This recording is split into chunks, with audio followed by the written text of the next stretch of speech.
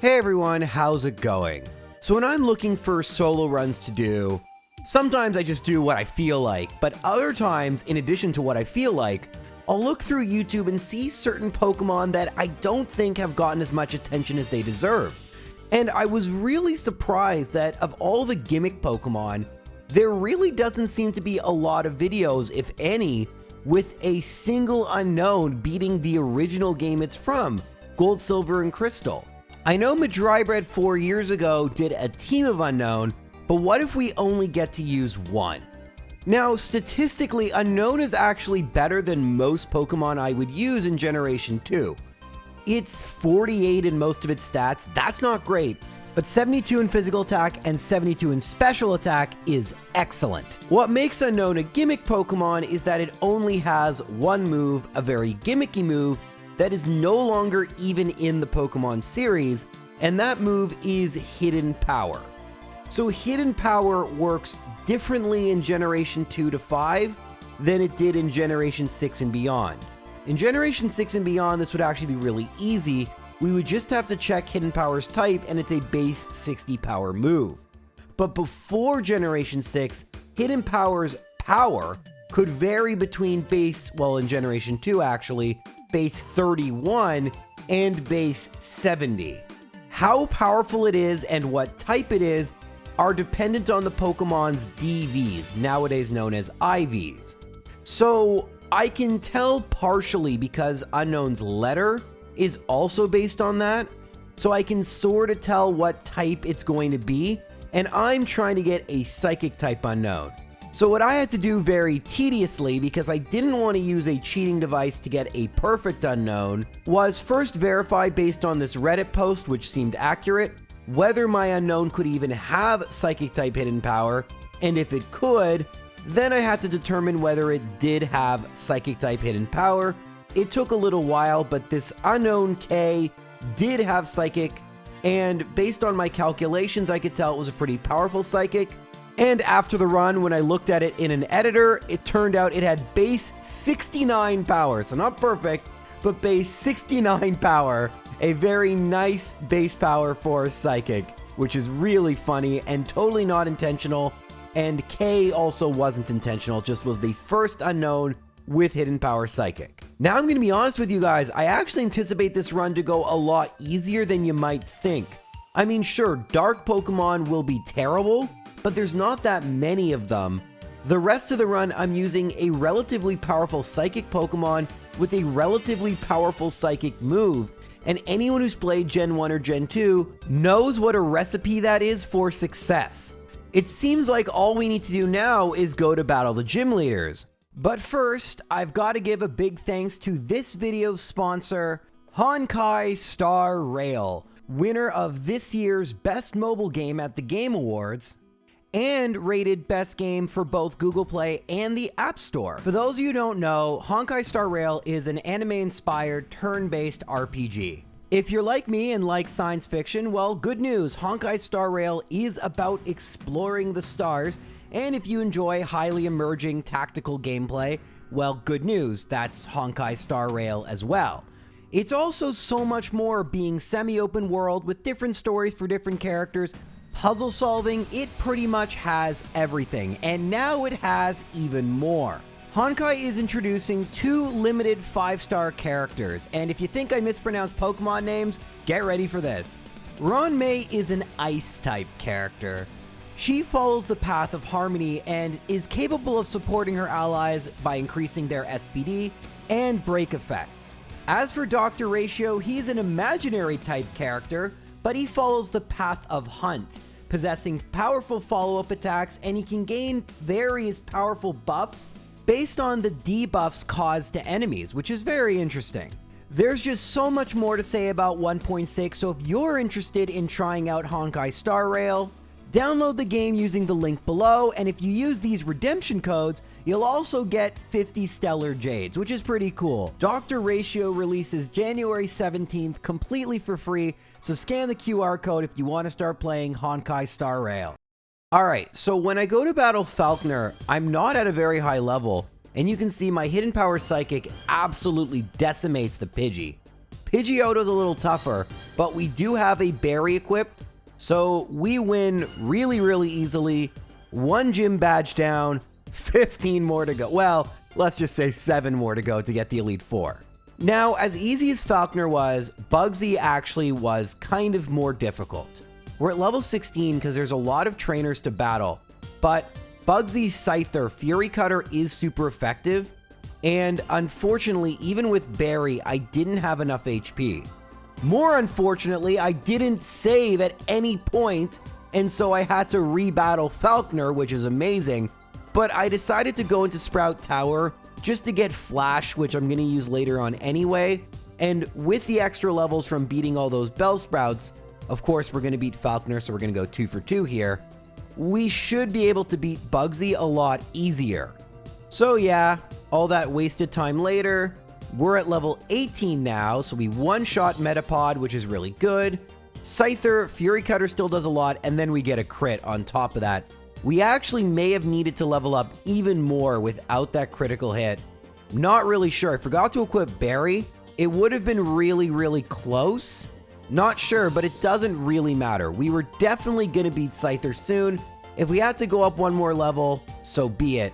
Next is Rival 2. The rival battles in Gold and Silver typically aren't so difficult, but this one tends to be tricky. Of course, when you use an Unown with Psychic type hidden power, you just one-shot the Ghastly. I find that Croconaw is the toughest. Zubat, obviously, you're going to one-shot, and then Croconaw, we one-shot as well. This is the last time the rival is going to be completely free. The next battle, he's going to have a Magnemite, which resists, I forgot, Steel Pokemon are going to be pretty tough. And then the battle after that, he has a Sneasel, and that's going to be really tough because we're going to have to use a bit of a different strategy. Anyway, that's for later in the run. For now, typically a lot of people consider to be Whitney, at least for when she is in the game, one of the most difficult gym leaders, but Unknown K probably is going to do okay against her. Whitney leads with her Clefairy. We're at level 23, so we're not that over leveled at this point. That'll change pretty soon. Miltank immediately goes for rollout, but with 8 HP to spare, Hidden Power Psychic does its job, and this is why we picked Hidden Power Psychic. The 1.5 times same type attack boost just makes way too much sense. Yes, there are going to be some resistances. Yes, Dark Pokemon are going to be tough, but the fact is Unknown is always Psychic type no matter what Hidden Power it uses, so I'd rather the attack that does the most damage. It just makes the most sense, especially in a game where there really isn't that much that resists or can really counter Psychic at all. Anyway, speaking of things that don't counter Psychic well, the next gym leader is Morty, but there is another rival battle first. This rival is mandatory in Crystal, one of the few changes Crystal makes, and immediately going for Curse is a bad thing. Croconaw comes out next. I'm hit by Cursed, it goes for Bite, so I'm thinking we're going to lose here. Especially once Magnemite comes out, and then it thankfully misses with Supersonic. Had it used Sonic Boom, we would have lost, but one thing that's interesting about Curse is when you knock out a Pokemon in Gen 2, Curse doesn't activate.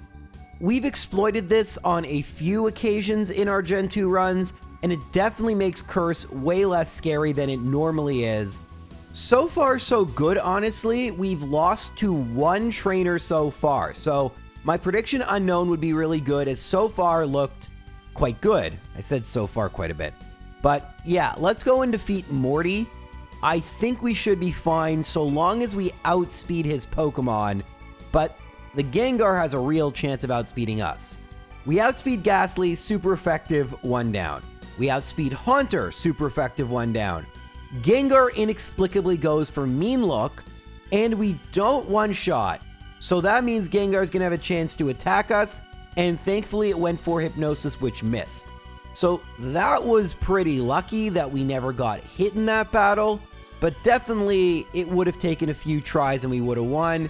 So not a big deal here. Now actually is going to be a bit of a bigger deal because we're going to face our first Dark Pokemon. So here's going to be our strategy for Dark Pokemon as I use up all my power points for Hidden Power. Thankfully, it only has 15 power points, so you can kind of see where we're going here. once we make it to the Umbreon, we're going to have none left, and so we're going to start using Struggle.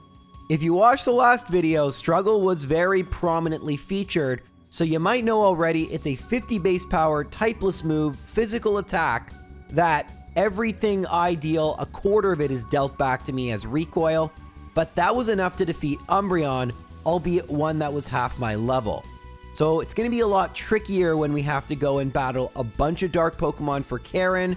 There are a few dark Pokemon before then, including one I actually had forgotten about, but unlike most psychic Pokemon, because Hidden Power could be a physical move, they gave Unown 72 base attack. With modern Pokemon conventions, Hidden Power is always, or was always, a special move, so they probably wouldn't have bothered to give it any good attack. But because in Gen 2 and 3, physicality or speciality is determined by your typing, Unown got good attack, which we take advantage of with Struggle. Anyway, something else we're going to take advantage of is Chuck. He's a fighting type gym leader, and that's not very good against a psychic Pokemon with a reasonably powerful psychic move. Chuck leads with his Primeape, and we one-shot. There's so many trainers to battle after Ekritique. Poliwrath doesn't get one-shot, but Surf does very little. So we at least get damaged, better than Morty, but we don't even lose half our health. And then I forget to get Fly, which is going to annoy me a little bit later. Anywho, 5 gym badges down, but the next gym leader is Jasmine. And if you were thinking this is going way too well, you were right. Getting to Jasmine has been pretty easy, but in our first battle, we're only 10 levels higher. We do half, but we're already parafused, and the next Magnemite uses Thunderbolt. That does 40 damage per, and by the time we make it, we don't even make it to Steelix.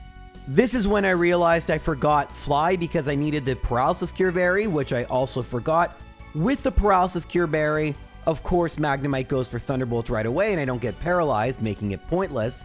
But what I really wanted, honestly, was to see how much damage I did to Steelix, and it's looking like it's going to be a 5-hit KO.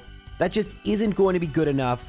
Sometimes I'll be really stubborn and just battle Jasmine again and again, but we don't have to be. There's the whole Team Rocket section in Mahogany Town, as well as Price, so we're going to go and do all that. Normally we just skip this part in the video, but this executive here, I didn't realize uses a Murkrow, which meant I actually made a mistake healing before the battle and restoring all my Hidden Power points.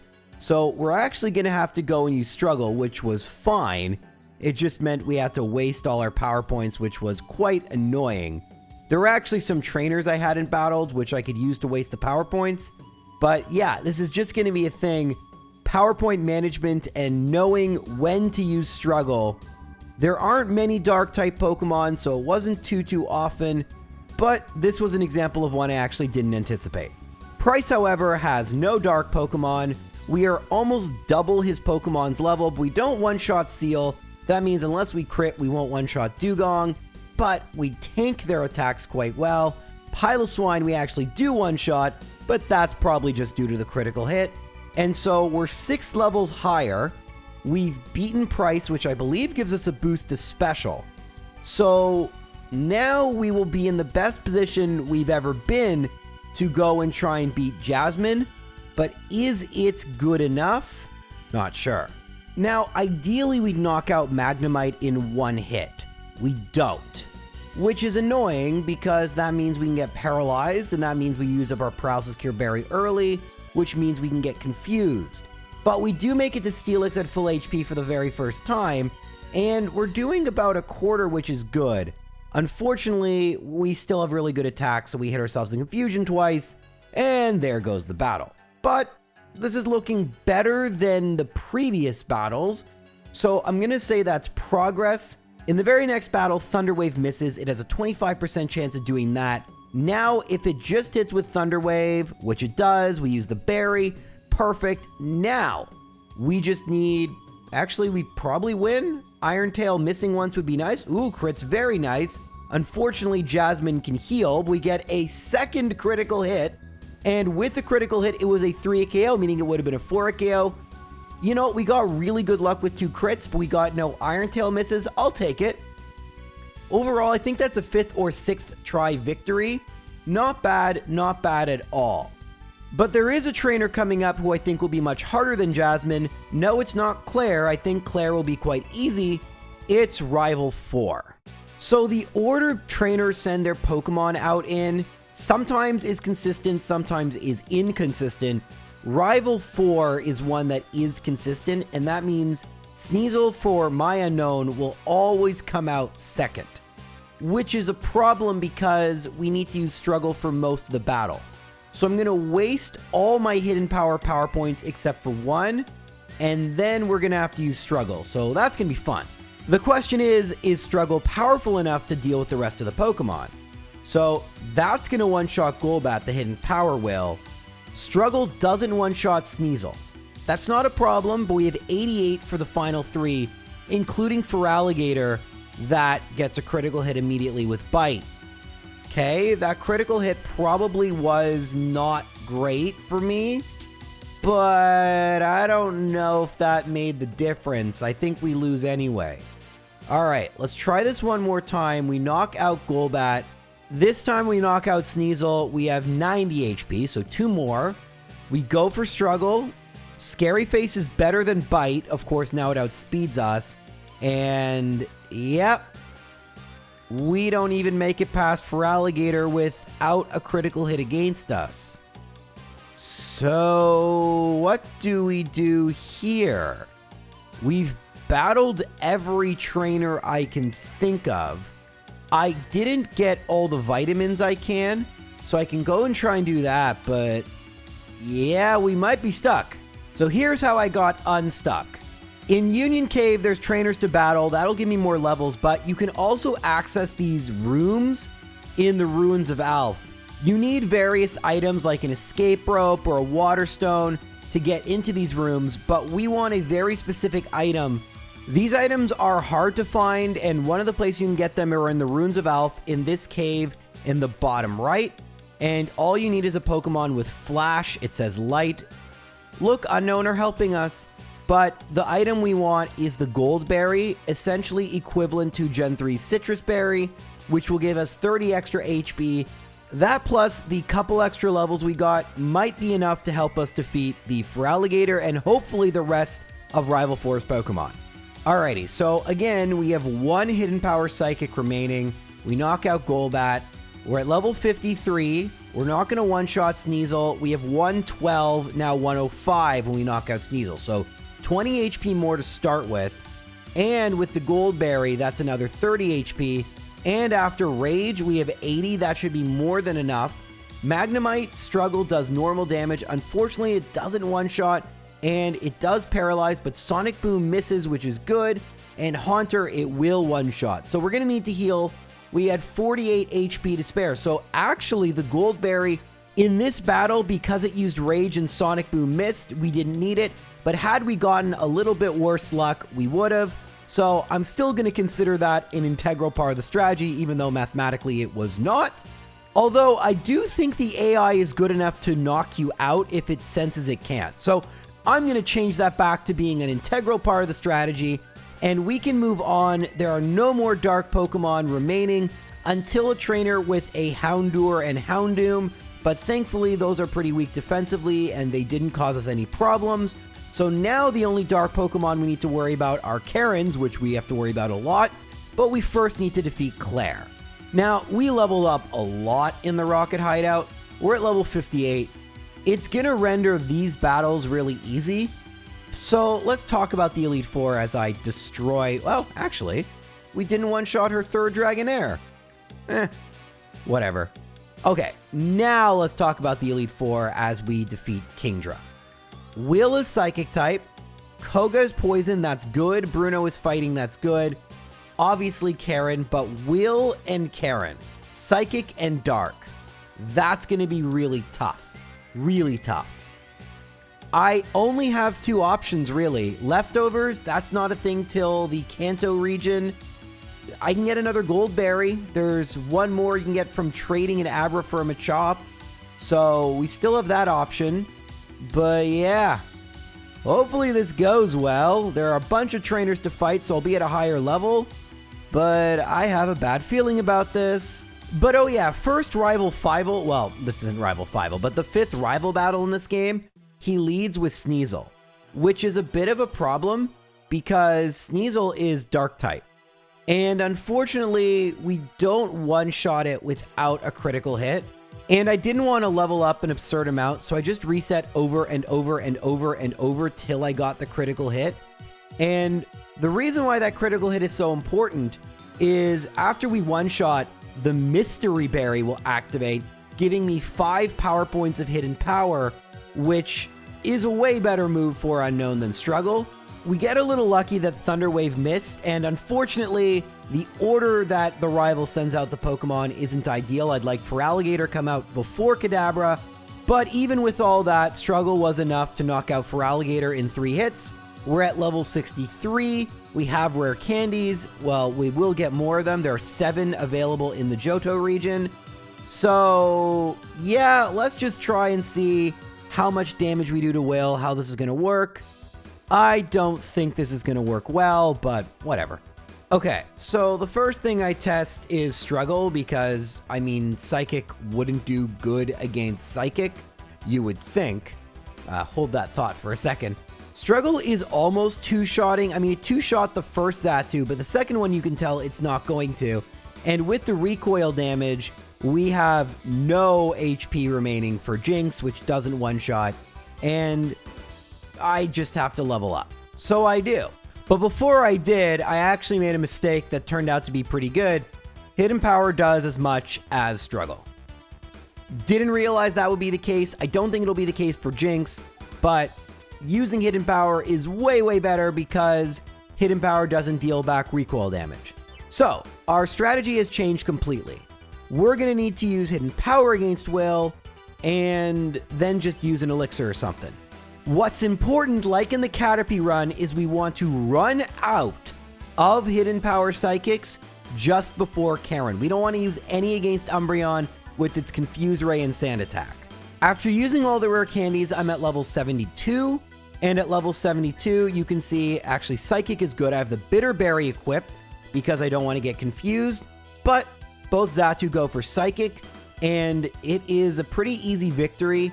The only problem is Jinx can put me to sleep, but none of Will's Pokemon can really do much. We even get a pretty clutch Leech Seed Evade, and this is probably going to be the hardest version of the Will fight, and we've already won. For Koga, we have 7 power points left, which is going to be a problem because Fortress goes for Protect, and that means we're actually going to run out of power points after the Koga battle, so none for Bruno, which would be a problem. Thankfully, there's an easy way to rectify this, the Mystery Berry. The Mystery Berry restores only 5 power points in this game, the perfect amount, I would think. So that was pretty lucky, and Mystery Berries, unlike Gold Berries, can be acquired in the overworld, so I can just get more and more and more of them. But yeah, after equipping the Mystery Berry instead of giving it, I then battle Bruno for real, and each one of his Pokemon is a one-shot. So we've made it to Karen at level 73. I'm saving between Elite Four members because I haven't used anything I can't get back. And let's just see how this battle goes. So the first Pokemon is Umbreon. Struggle is it looks like, well, it's a 3 KO after a critical hit, but we're confused. Thankfully, Sand Attack has a 1 in 4 chance of missing. We also don't one-shot Murkrow. I know right now if we have any chance of winning, we're going to need to one-shot Murkrow. And Houndoom we two-shot, but look how much Crunch does. So we're going to need to one-shot Murkrow so it can't attack us. And that means we have the most amount of HP for Houndoom. And unfortunately, I've saved after using the rare candies. So the leveling up we're going to have to do is going to be very, very, very tedious. Other than battling the Elite Four, the easiest place to gain levels are in Victory Road. Rhyhorn, especially Rhydon, Sandslash, they all give you pretty good experience points. Is it tedious? Yes. Is it time-consuming? Yes. But this is a matter of leveling up. How much I needed to level up, however, I didn't have a battle calculator, so I didn't know exactly how much, and unfortunately at level 78, I get the miss because of Sand Attack, but I still don't one-shot Murkrow, meaning I'm gonna need to level up even more. We know we have to one-shot Murkrow. Something else I should mention is I used all 3 Power Point ups because that gives me 6 more Power Points. Remember, the first time we went through the Elite Four, we realized we needed 5 extra. So because I'm leveling up and I start to one-shot things or two-shot things that were previously 2 or 3 shots, I have to calculate exactly how many Power Points I need. At this point, I would use 2 hidden powers against wild Pokemon before entering the Elite Four, and that would give me the perfect amount. Sometimes something would go wrong and we have 1 less, but 1 less is fine. Struggle actually would one-shot Hitmonlee anyway. 1 more would be a problem. So you always want to overdo it, by which I mean have less power points than you need instead of more, at least in this specific challenge. Anyway, at level 81, we finally do one-shot Murkrow. Unfortunately, the battle didn't have the requisite luck because we get confused and hit ourselves in confusion. Now I need to see how much we do to Houndoom and how much Houndoom does to us. Well, I can tell Houndoom does more than 63 damage to us. The real gatekeeper of this fight, though, is Umbreon. It's a 3-hit KO at this point, and if you get hit by Sand Attack, it's a reset. So 90% of my time right now is just battling Karen over and over and over again, getting hit by Sand Attack and resetting. In a solo run, being hit by an accuracy dropping move, as you know from the Rival 2 battle in Red and Blue, is just not doable. So very tedious stuff here. Finally, after what feels like an eternity, we get a really lucky battle where Sand Attack misses, which is a 25% chance, and we get hit by Feint Attack, which isn't great, but we can absorb it, I think. We one-shot Murkrow, the crit doesn't matter, but this might. We tank the crunch, but barely. And at 25 HP, there's no way we can knock out both Gengar and Vileplume. We actually make it 2 Vileplume due to Gengar's Curse, but it's a 2-shot. Curse would have knocked us out if the recoil didn't knock us out. So we need way more HP in order to beat Karen. Sure, I could hope for a Confuse Ray and then snap out immediately. That would give us, I think, like 17 more. And if we one-shot Houndoom with a crit, that would probably be a victory. But crits aren't all that likely. I think this might be a leveling up even more scenario. Unfortunately, leveling up more led to an unintended side effect. I'm trying to 2-shot Umbreon, but I don't get it. I have the Bitter Berry equipped, so I have the most HP I could possibly have without getting Gold Berry. And because we do enough damage to Houndoom, we actually put it in range for a max potion, which means we deal a bunch of recoil back to ourselves. So after all that, we only have 45 HP, and after Curse, it's 19. Even with a critical hit, we would knock ourselves out due to recoil damage. So we need to 2-shot Umbreon, and we need more HP, or we need Houndoom not to heal. And in the end, what this took was all the above. We're over 20 levels higher than when we started, and by now when we battle the other Elite Four members, it's a joke. We one-shot the first Xatu, meaning we need less power points than before. The second one we don't, and I've anticipated the max potion. So that's good. The other thing that can happen is that the Slowbro can use Amnesia, which costs an additional hidden power, but I don't know if it will or won't. It's a maybe. So again, like we talked about, always use more than you need beforehand. And would you look at that, Amnesia, but it didn't end up mattering anymore because I'm so over-leveled. So against Koga now, we have 10 power points remaining because Fortress might be a one-shot. It's not, meaning Hitmonlee will require struggle. That's not a problem. We'll just speed through the rest of the battle. And then, yeah, here is the Bruno battle. Sometimes Machamp comes out last. Sometimes it's Hitmonlee. But both are... Actually, I don't think Machamp is, but it doesn't matter. I have 200 HP remaining, and now I'm going to heal with the full restore. I'm going to equip the Gold Berry here, and we just have to reset for a favorable Agatha fight. It should be a 2-shot versus Umbreon now, which is why I've leveled up so crazy high, because it just makes this battle less annoying. And there you go. Sand Attack miss, Gold Berry equip, We're going to one-shot Murkrow, and this is the moment of truth. We're not going to one-shot Houndoom quite yet. It goes for Crunch, and it still does a bunch of damage. And now we're at 84 HP. If we leveled up more, this would be even easier. We one-shot Gengar. I don't think the crit mattered whatsoever. And then Vileplume goes for Petal Dance, and there's no way we're going to have to level up more. Unless we tank it on 1 HP! It literally cannot get any closer than that. 1 HP, and that's it. GG. The Elite Four is done. We're at level 90. Lance is going to stand no chance. I predict easy first try victory. And we're going to move on to Kanto, which is big letdown, but whatever. Critical hit may have mattered there. One shot. No. Oh, we don't one-shot Dragonite number 1. Okay, that's a problem because now we're paralyzed. And we're still paralyzed. And we're still paralyzed. Okay, this is going to be a massive problem. Oh, but we one-shot. That's nice. Okay, Aerodactyl goes for Rock Slide. Oh, we don't flinch. Okay. Oh my god, are we going to still first try this? Flamethrower, Hidden Power, and now it's just Outrage it's going to use. Oh my god, we're going to first try this. On 11 HP for J-Rose 11, we first try Lance. Great. Perfect. Unfortunately, we just have to level up so much for Karen that it renders the Lance fight pretty easy, and it's also going to render the Kanto gym leaders completely incapable of landing a hit. But they are gym leaders, so I guess I'll show you the battles while I talk about the only battle that matters. I mean, blue might be difficult. I'll narrate the blue battle, but I'll show you the first 7. I'm actually showing you them already now as we talk about red. So red's got 6 Pokemon, all of whom are at decent level. The scariest Pokemon red has, in my opinion, are Espeon because it resists, and Snorlax has excellent special defense, and it could paralyze us with Body Slam, plus it has Amnesia. We're going to have leftovers, so that should make up a little bit of HP, but we're probably going to get close to level 100, if not have to hit level 100, in order to beat red. So I hope you guys enjoyed that very fast montage of me destroying gym leaders.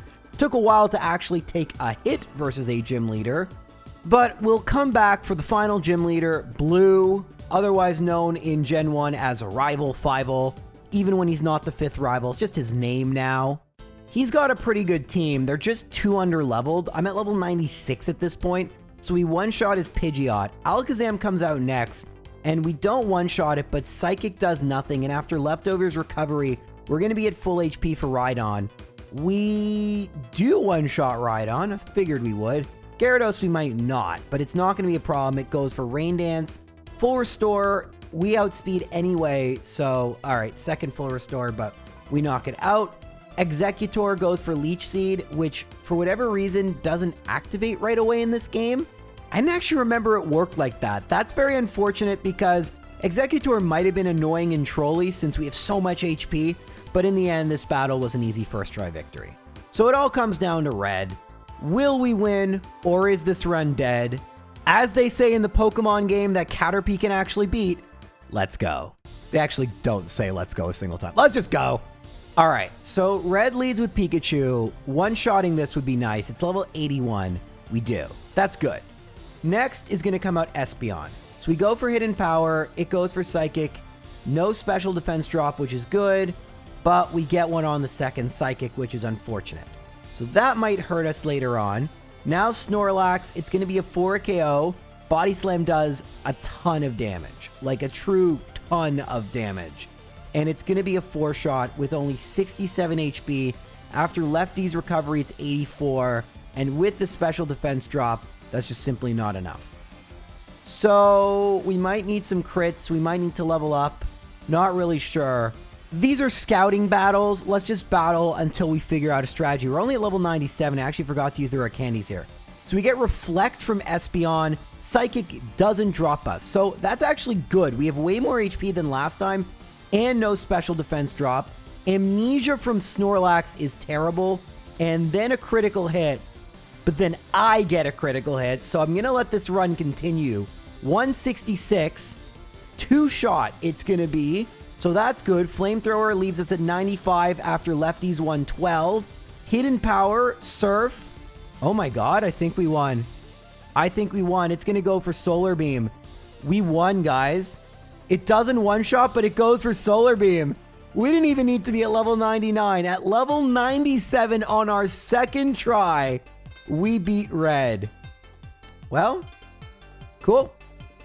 I think we proved my initial hypothesis correct. Unown is actually really good in this game. I mean, yeah, we had to get to level 97 because of Dark type, but you know what? Maybe with a different hidden power, some of the other battles would have been a little more annoying, but probably wouldn't have to have gotten to as high a level. But I don't know. Maybe I'm wrong. Maybe Unown just is good enough.